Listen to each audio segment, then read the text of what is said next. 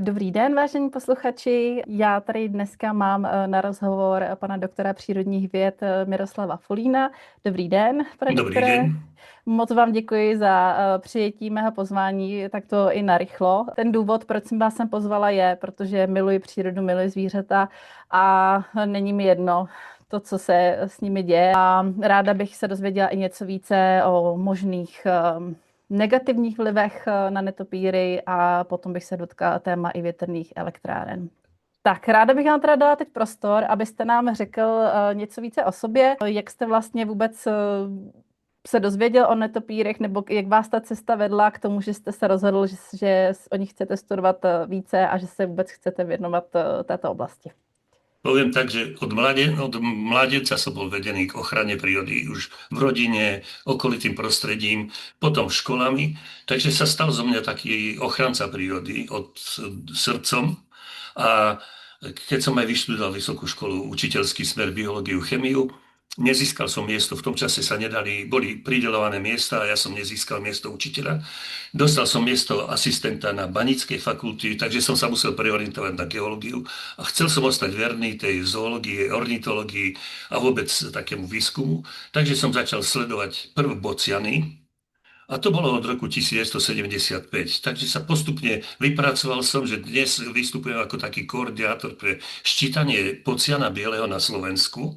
Ale bocian mi v jeseni odletí do Afriky a ostal prázdny priestor. A keď som sa v roku 1990 dostal pracovať do múzea, Východoslovenského múzea v Košiciach ako zoológ, tak som si už mohol naplno rozvinúť svoje zoologické záujmy. A v tom čase začínala ako Slovenská republika, sme sa osamostatnili, takže tie štruktúry, ktoré tu boli, spolupráca s českými netopierkármi, tí chodili pravidelne na Slovensko do toho roku 1989, tak po tej revolúcii to skončilo. Ja som ešte ďalej zažil aj profesora Hanáka, Geislera, ktorí chodili na Slovensko sčítavať netopiere, takže som mal s nimi isté také exkurzie po tých jaskyniach, ktoré navštevovali. A keď už prestali chodiť, tak sme si povedali, tak poďme v tom pokračovať. A dali sme sa dohromady v roku 1994 asi 40 takí nadšenci, jednak z múzeí, zoológovia z vysokých škôl, že sme vytvorili tú spoločnosť pre ochranu netopierov a dali sme si za cieľ mapovať, kde sa všade na Slovensku tie netopiere vyskytujú, hlavne v takých tých sakrálnych budovách v lete, kde rodia mláďatka, a v zime sme chodili do jaskýň, keďže Slovensko má strašne veľa jaskyň, baní opustených po banskej činnosti, staré pivnice na dedinách, takže sme veľmi rýchlo získavali obraz o tom, kde sú tie populácie, aké druhy, a veľmi rýchlo sme mali tú mapku základného výskytu netopierov a vzniklo to v tom roku 1994 a dodnes tá spoločnosť pre ochranu netopierov funguje u nás. Krásný. Moc děkuji za představení. Tak možná bych úplně začala ještě další základní otázkou. Samozřejmě všichni známe netopíry, asi si každý dokáže představit, jak netopír vypadá. Ale mohl byste nám říct si něco víc o tom, vlastně, co to vůbec je za zvířata, nějaký způsob života, kde se vyskytují? No, bola by si prekvapená, alebo budete prekvapená, že my si myslíme, že ľudia ovládajú netopiere. Ešte tá stará generácia, keď sa povie netopier, tak s tými predsudkami, ktoré netopiere predchádzajú, si to vie spojiť. Pozor, daj, lebo sa ti zaplete do vlasov, ja neviem, že ťa uhrízne a prenesie ti chorobu. A tá nová generácia toho netopiera ani nepozná, nemá možnosť sa s ním kontaktovať. Neviem, či to už vypadlo zo škôl, takže ten netopier opradený tými poverami, povestiami a tými najhoršími vlastnosťami ľudskými, však keď si spomeniete, tak vlk v červenej čiapočke, tak netopier v Drakulovi, iba zlo. V podstate synonymum zla nesie so sebou, takže už a priori ľudia sa k nemu stávajú s obavou. Nepoznajú jeho život, ale šíria tie fámy, ktoré sa dozvedeli ako pravdu. A tak je veľmi zložité ľuďom presviečať, preto sme vytvorili takú. Je to Noc netopierov, sa tomu hovorí, celoeurópska akcia, ktorá beží u nás. Ja to robím od roku 2007, buď pri jaskyni nejakej, alebo v nejakom zariadení, kde viem, že je veľa turistov, a šírime tam o tých netopieroch osvetu. Vysvetlíme, že je to cicavec, aby si ho nepletli s vtákom, A je Mhm. to jediný aktívne lietajúci cicavec, pretože poletuchy, také veveričky s tými blanami na krídlach, tie pasívne iba skáču a plachtia, ale netopier máva krídlami, lieta. Je to cicavec, ktorý v našom prostredí sa živí hmyzom, že netreba sa ho báť, necicia krv. Ďalej, že je to živočích, ktorý sa riadi echolokáciou, čo je výnimočný spôsob orientácie sa v priestore, lovu potravy. Takže vysvetľujeme to ľuďom, aj to, že je to prežíva zimný spánok v zime, je to hibernant. A ďalšia také špecifikum je, že zvykne vysieť dole hlavou, len kvôli tomu, aby sa mu lepšie vzlietlo do priestoru. Potom, že pári sa, tá kopulácia prebieha už v septembri, ale má zastavené oplodnenie vajíčka, tá samička, zastaví sa to v tom vajcovode a pretože ona ide spať, ak by sa jej plod vyvíjal, ona by ho nemala čím ako krmiť zvnútra. Takže je to zastavené to oplodnenie a oplodní sa to až na jar, keď vylieta z tej jaskyne. Spermia sa posunie k vajíčku, oplodní ju, to vajíčko je oplodnené a potom o 2 mesiace samička rodí to jedno mláďa. Rodí ho úžasne do tej svojej blany lietaciej, si ho prichytí, keď ho vyrodí, mláďa sa prisaje na telo, 2 týždne lieta so samičkou, má ho pri jednej, pri druhej bradavke, po 2 týždňoch ho zavesí niekde v tom podkrovi, kde v letnom období trávi to leto a loví preň ho potravu a tak ho dokrmuje. Je to veľmi sociálny druh živočícha. Všetko, čo sa naučí od rodičov, od matky, potom aplikuje v svojom živote. Vie, kde má loviť, kde sa má ísť napiť, kde sa má ukryť v lete, kde sa má ukryť v zime. A potom je to živočích, ktorý sa dožíva vysokého veku, povedal by som. Takže tu, keď dôjde k nejakému problému, že tá kolónia zanikne, veľmi ťažko sa navráti ten počet na ten stav, aký bol. Takže preto treba k netopierom pristupovať veľmi aj citlivo. Mhm. No, moc děkuji. Já musím říct, že už jenom při tomhle prvním povídání jsem se i já sama dozvěděla informace, které jsem o netopírech nevěděla, takže máte pravdu, že člověk se má pořád co učit. Možná bych se vrátila k 2 bodům, které jste říkal. První byla echolokace. Nevím, jestli úplně všichni si dokáží představit, co to přesně znamená. Mohl byste možná nám k tomu říct No, něco více? tým, že sa tie netopiere vo vývoji živočíšnej ríše v čase, keď v druhohorách sa odčleňovali vtáky z jašterov a vytvárali cicavce, netopiere prešli na nočný spôsob života, lebo zistili, že cez deň tá konkurencia potravná od vtákov je tak veľká, že by neprežili. Takže oni sa prispôsobili nočnému spôsobu života a na to, aby mohli v noci chytať, loviť potravu, potrebujú tu zistiť v priestore a sa orientovať. Takže vysielajú zvuky, hrdielne zvuky do priestoru a majú zariadenie tak v ušiach niektoré druhy a podkovare to majú na takej podkovitej výrastku, na podkovitom výrastku na nose, prijímajú naspäť ten odrazený zvuk. Ako náhle ten zvuk sa mu vráti, vie, že tam je prekážka, musí vyslať zvuk na niektorú inú stranu, aby mohol preletieť. Takže to je taká akcia-reakcia a treba povedať, že vysielajú tú frekvencia tých hlasov je veľmi vysoká. Tie druhy, ktoré lietajú vo výškach, vysielajú pomale na nízkej frekvencii. To aj počujeme na sídliskách tých 18 kHz.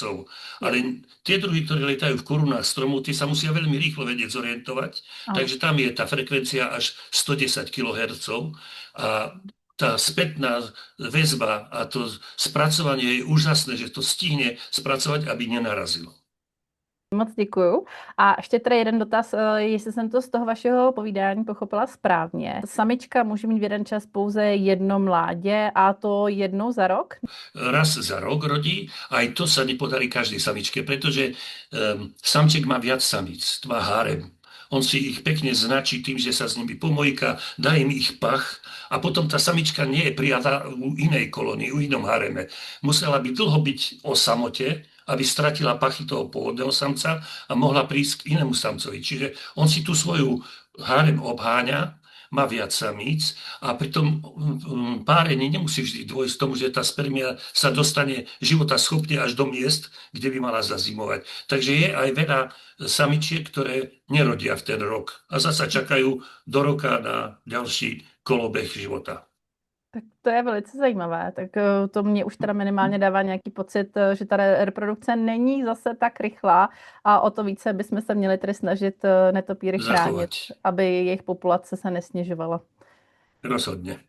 Ještě bych se zeptala, a vy jste i o tom na začátku trochu mluvil, že máme více druhů netopírů a možná mohl byste říci, kolik třeba druhů existuje, jaké druhy se vyskytují tady v Evropě nebo u vás na Slovensku, tady v České republice? Takto všeobecne sa uvádza, že existuje asi 1100 druhov netopierov. Mohli by sme ich členiť na netopiere, ktoré hlavne africké sa živia plodmi, prípadne sajú nektar kvetov, čiže slúžia ako opeľovači. Tie, ktoré žerú tie plody, vlastne rozširujú tam pralesy v Amerike. Potom sú to netopiere, ktoré ľudia poznajú ako krvilačné, pretože oni nabodávajú hovädziemu dobytku večer na krku kožu, vyteká kvapka krvu a tu olizujú. To sú tie, ktorých sa každý bojí, drakulovské. Ale treba povedať, že tie u nás žijúce netopiere sa živia výlučne hmyzom a špecifikujú sa. Také tie najmenšie druhy, večernica malá, tá konzumuje komáre. Zožere aj 2 až 3 tisíc kusov za noc. To je počet úžasný. Keď si to predstavíte, aby sme sa celý deň len takto plieskali, keby tu neboli netopiere. Sú netopiere, ktoré sa živia motýlmi nočnými. To poznáme podľa toho, že na tom mieste, kde ich konzumuje veľa krídiel od netopierov, lebo tie krídla nie sú potrava, on potrebuje teličko. Ano. Takže to je ďalšia skupina. Ďalšia skupina netopierov, ktoré sa špecializujú na bystružky, na chrobáky na zemi, na lesných cestách, prípadne koníky, kobylky, keď vrzgajú, on to počuje a vie, kde tá potrava je a ide po ňom. Takže sú to špecifika aj z tohto pohľadu síce málo preskúmané, ale vieme už, že sa to takto dá deliť. A u nás na Slovensku máme 28 druhov netopierov. To je vďaka tomu, že v poslednej dobe ten výskum sa rozbehol a zistili sme, že k nám z mediteránnej oblasti, z juhu, z Panonskej nížiny pribudli, tým, že sa globálne otepluje, pribudli nové druhy. Z východnej, z ukrajinskej strany, z východných Karpat, keďže je to jeden oblúk, prenikli východokarpatské druhy. No a my máme svoje západokarpatské druhy tu. Pôvodne sme vedeli o 24, ale tie 4 druhy už je čosi nové pre nás. Poviem sám, že ešte som niektoré ani nemal v ruke, lebo sú na istých miestach a nedostal som sa k tomu. Takže tých 28 druhov a treba povedať, že sú všetky chránené. Aj v Európskej únie netopiere sú chránené, pretože sú nenahraditeľné pre ekosystém v krajine. Takže každé rušenie, ničenie, miesta ukrytov, keď sa rušia, je všetko trestné a mohlo by sa stíhať. Ovšem, dokázať to niekomu v dnešnej dobe a každý to zľahčí, bagatelizuje, tak si povieme asi to nemá význam. Radši urobme osvetu, aby sa ľudia inak správali k tým netopierom. Souhlasím. Každopádně už i tím, co jste říkal, jste mi trošku nahrál na další otázku. Vy jste zmiňoval, že netopíři skonzumují opravdu velké množství komárů. A já jsem se vás chtěla zeptat, protože, jak jste i také poznamenal, každé zvíře má v tom koloběhu života nějakou svoji roli. Co teda pro vás znamenají netopíři v tom koloběhu života? Co všechno, jako je tady jejich ta důležitá nezastupitelná role? No, keď si to uvedomíte, je to jedna z najstaršie žijúcich skupín, ktoré od začiatku, ak sa vytvorili, žijú dodnes bez toho, aby došlo k zmenám. Čiže ten ekosystém ich doslova potrebuje a v tom ekosystéme zohrávajú veľkú úlohu v tej likvidácii otravného hmyzu, poviem, pre človeka. Len také porovnanie na Slovensku. Na západnom Slovensku každoročne sú žiadosti o postreky proti komárom z tých močiarov, z tých stojatých vôd. Lebo tam nemajú jaskyne, nemajú toľko netopierov. Východ a stred Slovenska členitosťou svojou, tými prírodnými úkrytmi, ktoré tie netopiere majú, my túto vec nepotrebujeme, aby nám tu niekto chodil strekať proti komárom, lebo máme svojich... Ešte chemické látky, že? Máme svojich predátorov, ktorí tie komáre vedia likvidovať. Vy jste i říkal, že v létě se netopíři vyskytují v nějakých sakrálních stavbách a v zimě v jeskyních. A možná trošku se toho tato otázka dotýká. Jak lze monitorovat ta místa, kde se netopíři vyskytují, a nebo jak lze monitorovat jejich migrační trasy? No, my sme do toho roku 2000 boli takí amatéri v tom poznávaní. To, čo sme zistili, sme si vedeli zaznamenať a na základe toho sme si robili isté uzávery, kde sú tie kolónie, kam chodia piť. Chytali sme ich do sieti, takže sme vedeli, kde ten druh nájdeme. Ale v Švédsku sa vyvinuli také špecifické zariadenie, hovoríme to ultrazvukový detektor, ktorý zachytáva ten hlas, ktorý vydáva netopier, spomalí ho, preloží ho do človeku počuteľného zvuku a keďže vieme, že máme 28 druhov, každý ten druh vysiela tu na inej frekvencii, jednak v inej melodicite a v inom rytme ten zvuk. My sme sa to niekedy učili, teraz už sú nové prístroje, ktoré sa zasunú do telefónu, je tam aplikácia, vy si len stisnete ten telefón, aby fungoval a hneď vám ukáže, aký druh v tej tme nad vami preletel. Čiže sa mapovali tie koridory, kadiaľ tie netopiere lietajú za potravou a zistilo sa, že sú tu vždy také liniové trasy okolo vôd, porasty krovia stromov okolo vôd, porasty alejí okolo ciest a málo kedy vyletí do otvoreného prostredia ako takého, lebo tam nemá čo loviť nad pšeničným polím, to neuloví potravu. Čiže on sa viaže na remísky krajine, na rôzne ekosystémové zložky, ktoré tvoria tú krajinu a tam hľadá tú potravu. Tak my sme si na základe toho tak ako vytipovali, lebo pôvodne sme to robili aj pomocou telemetrických zariadení, maličkých, dávali sme to na chrbát a zistili sme, že ten netopier za tú noc preletí aj 20 kilometrov na lovisko a vráti sa späť po tej istej trase. Dalo sa to sledovať, takže sú to veľmi zaujímavé momenty. A ďalšia vec je, že sme zisťovali, pretože netopiere musíme rozdeliť do takých skupín. Nie sú všetky v tých sakrálnych budovách. Máme asi 8 druhov netopierov, ktoré žijú v butľavých stromoch. A my sme na to prišli vtedy, keď začalo sa rúbať vo veľkom a rúbali sa staré stromy s bútľavinami, že nám vždy nás zavolali, že my sme zrúbali v parku strom, máme na to eurofondy, musíme nový park, ale zrúbali ho a na zemi ležali nám stovky mŕtvych netopierov. Takže sme zasiahli a vždy teraz žiadame, aby pred takýmto výrubom sa urobili kontroly dutín, dá sa to pomocou mikrokamier, pomocou tých detektorov, stačí tam postať večer, lebo každý netopier musí večer v lete vyletieť, ísť sa nažrať a napiť a opustiť tú dutinu, takže ho viete zaznamenať a viete, kde sú ich tie letné sídla. Ve chvíli, kdy investor chce dělat nějaký projekt, který může mít nějaký potenciální dopad na život netopíru, jak se postupuje v takovém případě? Kontaktuje vás někdo, řeší vůbec někdo, jak velký dopad to může na to zvířata mít? No, každý takýto projekt musí predchádzať posudku na životné prostredie. Hej? A to môžu robiť do nedávnej doby, to mohli robiť špecialisti, ktorí sa prihlásili, urobili si k tomu, poviem, A-test, skúšku, a mohli robiť tieto výskumy. Nové nariadenie nejaké pred 2 rokmi zaviedlo, že všetkých, ktorí to robili doteraz, zrušíme a musia si urobiť nové skúšky. A tie nové skúšky sú také, že mnohí si povedali, ja ti kašlem. Nech si to zrobí, kto chce a ja budem robiť len ten medzistupeň. Ty ako firma si to ako obhájiš a ja pre teba dodám tie údaje. Takže veľa kolegov robí takéto prieskumy o živočíchoch.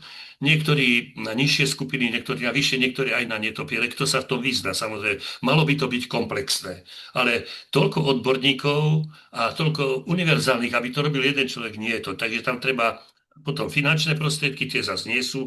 Takže tak ako pred diaľnicami, ja neviem, keď sa robí nová výstavba diaľnic, či nová výstavba nejakých zariadení, parkov, treba tam urobiť tú štúdiu a na základe tej štúdie rozhodnúť, do akej miery to ovplyvní existenciu tých živočíchov, nielen z hľadiska ich bytostného miesta pobytu, ale aj lovného teritoria. Pretože on môže byť úplne inde, kde si ukrytý a chodí loviť tam iba na to miesto. A to je dosť zložitý problém, pretože dosť sa to bagatelizuje kvôli takému netopierovi, takéto obmedzenia, čo ste.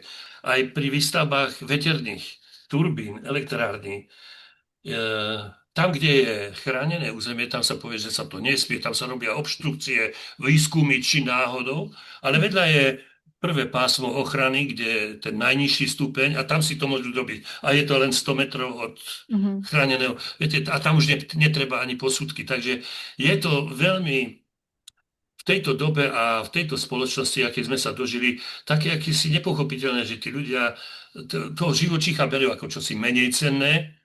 Môj profit, môj osoch z toho je ten najväčší. A až potom ostatní. Tohle možná bude trošku kontroverzní otázka, takže pokud byste se necítil, že byste ji chtěl zodpovědět, dejte mi vědět, určitě je to v pořádku. Z informací, které jsem si dohledávala, tak vlastně ty studie, jestli nedochází k nějakému ohrožení zvířat, platí sám investor. Je možné, že tam existuje nějaký střet zájmů, že ty výsledky studie třeba nedopadnou tak dobře, nebo dobře, prostě nejsou reálné, aby se tomu záměru vyhovělo. Áno, viem, čo chcete povedať. Ten výskum bude robiť ten, koho bude platiť investor. A investor Přesně tak. nebude chcieť negatívnu správu. A to je ten problém, pretože tam by mal byť nezávislý, platený ministerstvom alebo nejakým inou inštitúciou štátnou, lebo dosiahnete to, že buď skončíte s tým svojím výskumom a s veľkou hanbou, že vám nič nevyplatí, poviem, alebo zrobíte taký, aby ste dostal peniaze, keď ste chamtivec na peniaze a on bude môcť stavať a viete vnútorne, že ste porušili vlastné zásady, vlastné princípy ochrany prírody. Takže je to veľmi nešťastné riešenie, že investor platí výskum a chce mať reálny výskum ako výsledok, ale on ho bude mať pozitívny, pretože kto bude robiť proti sebe? Jasně, takže já u vás nechci vůbec jakoby žádné detaily, ale pravděpodobně jste se s něčím takovým ve své praxi setkal. Áno.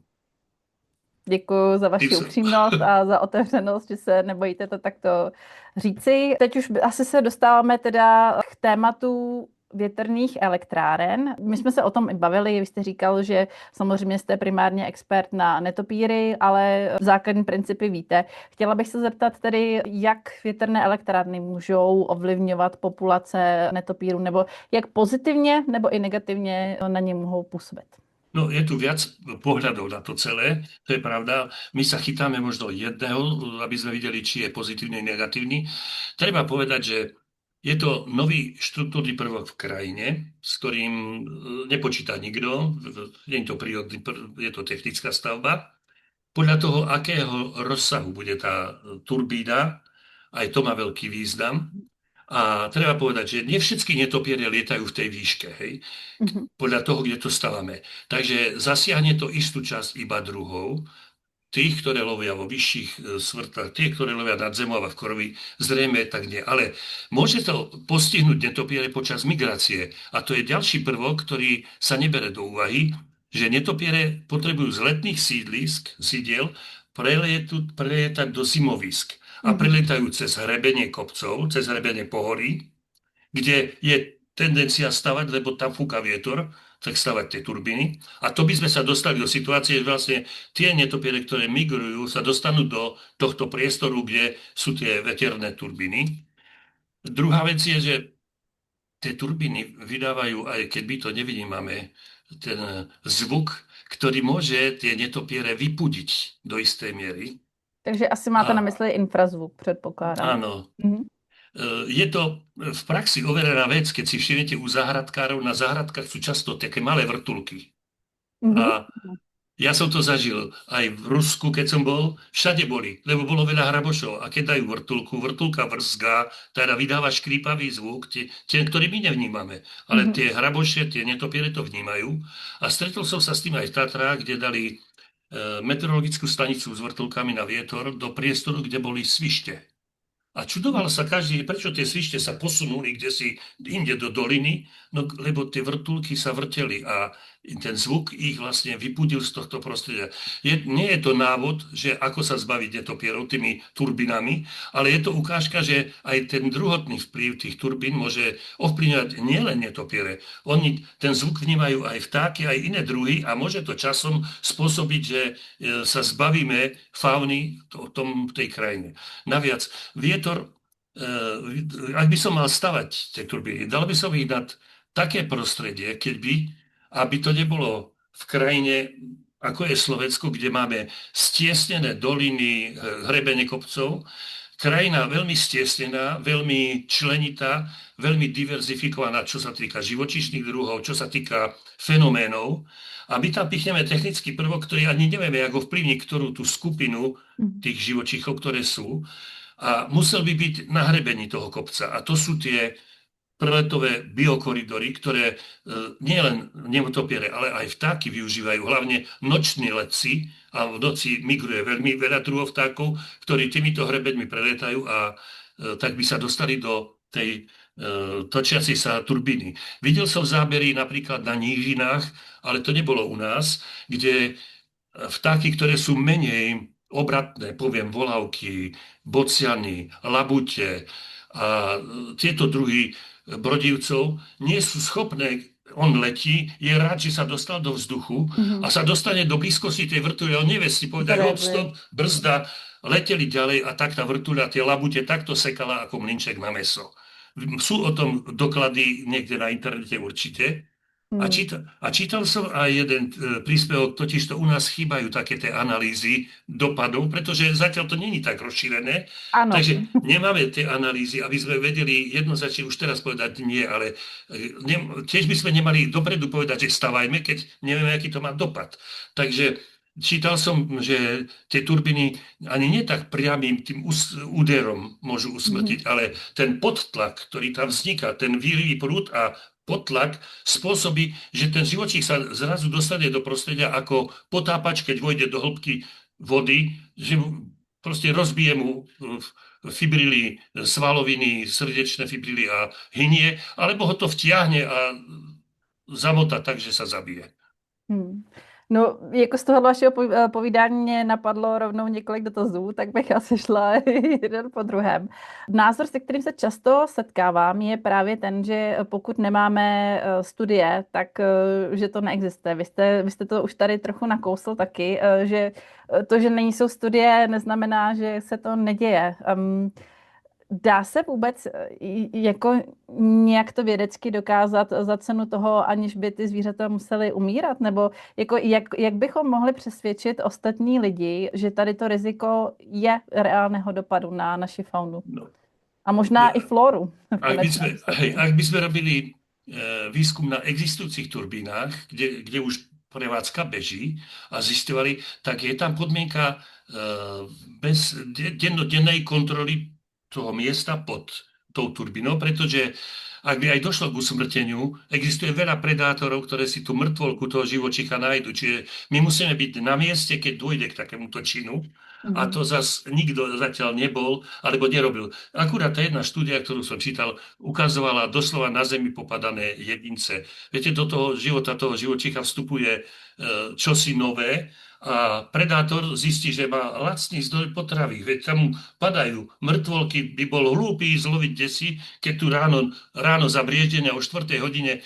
Je to vidieť napríklad pri tých osvetlených reklamách, ktoré sú veľké Mhm. billboardy nasvietené. Tam sa zhromaždí spústu hmyzu na Ano. noc a oni krúžia dovtedy, kým sa nepozabíjajú, pretože príde mu ako úplne ho to vyvedie a on tam padne. A ráno si všimnite, koľko ropuch zelených tam je, koľko je tam trasochvostov a už len sa zbierajú, čo Mhm. tam nájdu na zemi. A to nikoho tiež nenapadne, že to svetelné znečistenie urobí nám to isté, čo robia aj tie turbíny. Pozabíja sa to, stratí sa to v tom priestore zarastenej trávy, to je ťažko nájsť. Čiže tam Mhm. by musela byť dohľad bezprostredný na mieste, aby ste vedeli to otestovať, do akej miery a koľko to hyne, v akom období, migračnom, letnom, rozmnožovacom a podobne. Je to veľmi zložité. No a nejak to iba modelovať je asi ťažko, pretože to správanie tých živočíchov, ktorých budeme sledovať, zase nevieme, to by sme museli, neviem, to asi sa nedá takto. Len na praktických skúsenostiach existujúcich vedieť aplikovať na naše pomery.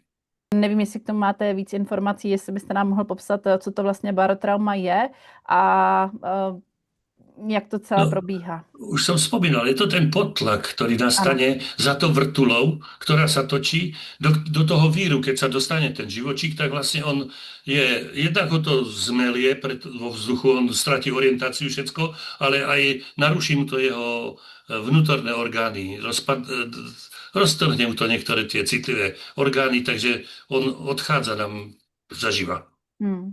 Já jsem právě četla, že opravdu je to jako zvláštní, když člověk přijde potom pod tu turbínu a vidí tam v podstatě netknuté netopíry, protože třeba, jak si říká u těch ptáků, jako je hrozné o tom mluvit, ale ty jsou rozsekané těmi turbínami, ale ty netopíři tam prostě leží v podstatě netknutí, ale je to tím, jak říkáte, že tam došlo k nějakým vnitřním poranění. Ale to aj spevavé vtáky takto hynú pod tými turbínami a môžu hynúť. Že to tiež, navonok to není vidieť na ňom, ale vo vnútri nastalo krvácanie do mozgu a podobne. To sú druhy, ktoré sú veľmi citlivé živočíchov na stres.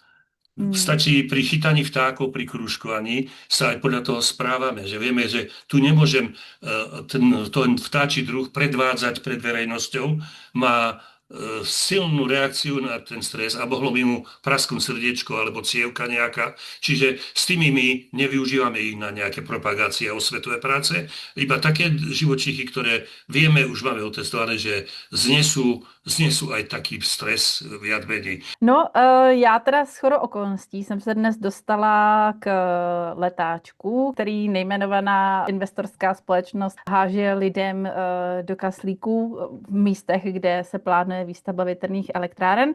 A je tady jeden bod, který se týká ptactva a netopíru. Já si s dovolením tady ten bod přečtu a poprosila bych vás o váš komentář. Otázka zní, má větrná elektrárna vliv na ptactvo a netopíry?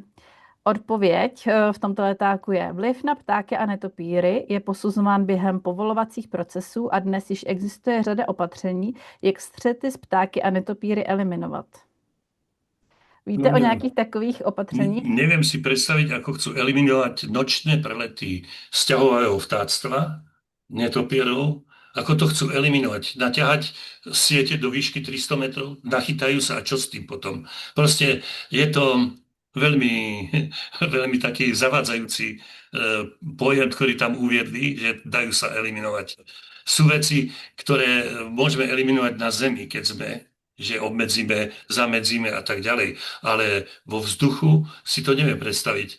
Ak budú strážiť ten priestor pomocou dravcov, tak na letiskách, ale to sa dá cez deň a netopiere nám tam lietajú v noci. Hej. To isté platí o vtákoch sťahových. Veď v samotných Čechách máte jednu krásnu lokalitu, kde sa chytajú vtáky celoročne na svetlo, na hrebení jeseníkov. A tam by ste videli tie počty vtákov, ktoré prelietajú cez ten kopec. Ak by sa tam postavili vrtule, tak viem, že je to ako mlynček. A to nielen, a to vieme jedno miesto v krajine. A takých miest v tej krajine je nespočetné množstvo, takže nemôžeme univerzálne povedať, že to dá eliminovať. Dáme to na rovinu a tam nič.